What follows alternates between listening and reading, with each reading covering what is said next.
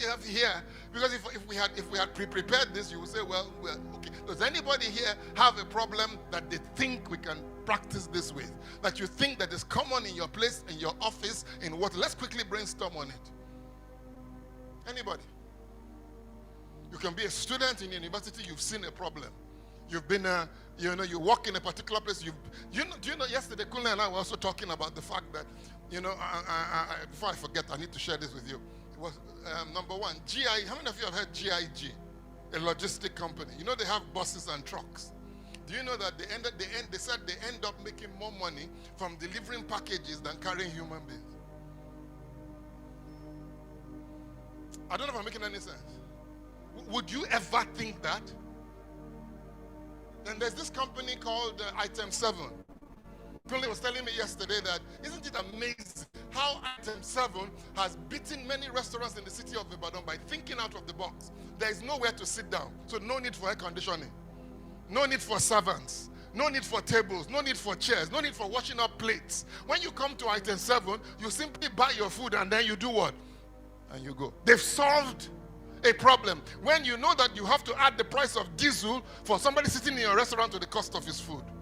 And so they are more competitive. How can they sell food at the competitive rate? They don't have the overheads that other restaurants have.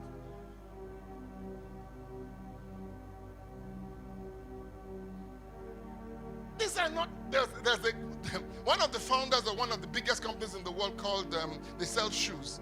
I've forgotten their name. I've forgotten the name of the company. It will come to me. Zappos.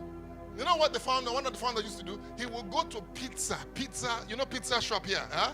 He knew students couldn't afford to buy a big pizza piece. So he will go there and buy maybe 6 pieces of pizza that are complete in one pack for maybe 7,000 or 5,000 naira.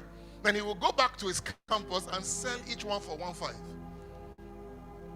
The kids wanted to eat pizza, but as students, they couldn't afford to spend 5,000 naira on pizza. So he goes to buy a packet of pizza, then he divides that pizza into, smaller, because pizza has already come split. He will now be selling every slice. He doesn't make anything, he doesn't cook anything. All he does is arranges, and he doesn't even go himself. He sends an Okada driver.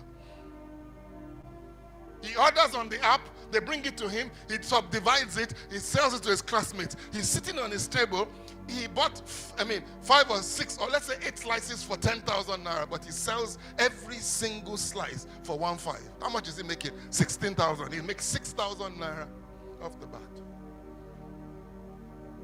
Somebody else goes to UI and says, this whole campus, you people, don't you want internet? He goes to buy Starlink, and you pay Starlink 75,000 naira. You counted 100 students paying you 2,000 naira. You have 200,000. You have a surplus of 125,000 every month coming into your account. You're not doing anything but just maintenance. And each person in campus says, I can watch movies, I can download, I can do whatever I like. I'm in UI, I'm okay, I'm comfortable. I don't have to go and renew anything, it's automatically done. Of course, there'll be a simple laptop where you can cut people off who don't pay. I don't know if you get my point. But I'm saying there are problems you can solve, but if you look at them the way you're looking at them, you'll never get anywhere with it. Am I making sense? So he's saying, turn that problem into a question. Then come up, what? With an answer for that question. Nobody cares about your business. Oh my God. Nobody cares about your business. As a matter of fact, let me make it worse for you. Nobody cares whether you live or die. You live, okay, they greet you, they take care of you, they say hello to you. You die, they say, it was a good man, and they move on. Listen to me, nobody cares about you except they need you. Some of you come to church because you need something that I'm giving. You don't care about me. If not, you would have asked me questions.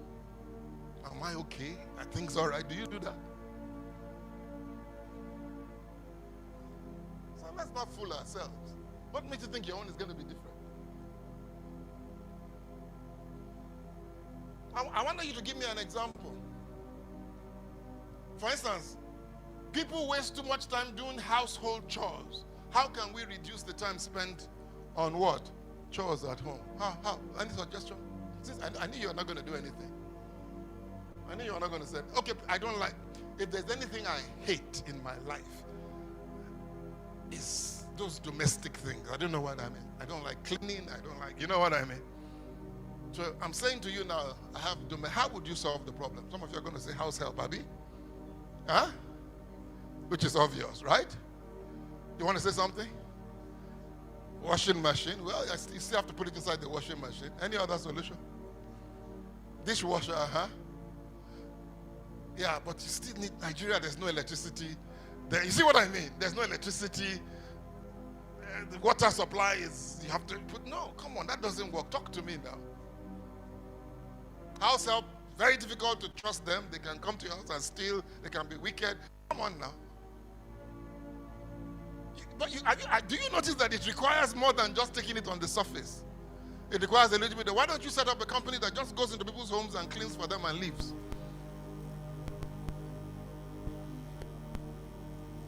There was a guy that I played the video here for you. The guy he used to wear starched clothes to the pastor's office and saying he was broke. And the pastor said, look at you, you're broke. Look at how your clothes are. The man said, no, I starched it and I sewed it myself. I washed it myself. I said, hey, you have potential.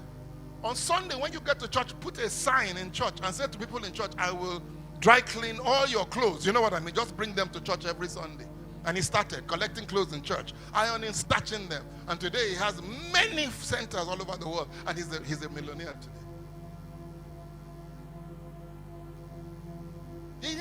He came from Ghana. He didn't know that thing of that ability to starch and iron. Today he doesn't even starch anything. He has employees who do everything. Nigerians and problems.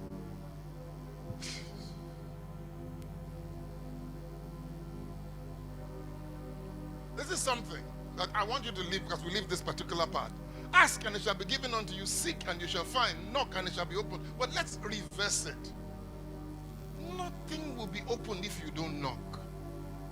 You won't find anything you're not looking for. And then number 3, you won't get anything you don't ask for. Life is just like that. I'm sorry.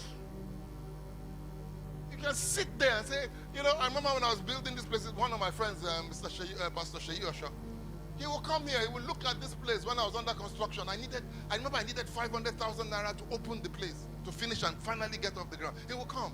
He said, Pastor Francis, how far? Are you okay? What do you need? I said, another 500,000, I will open the place. He will go.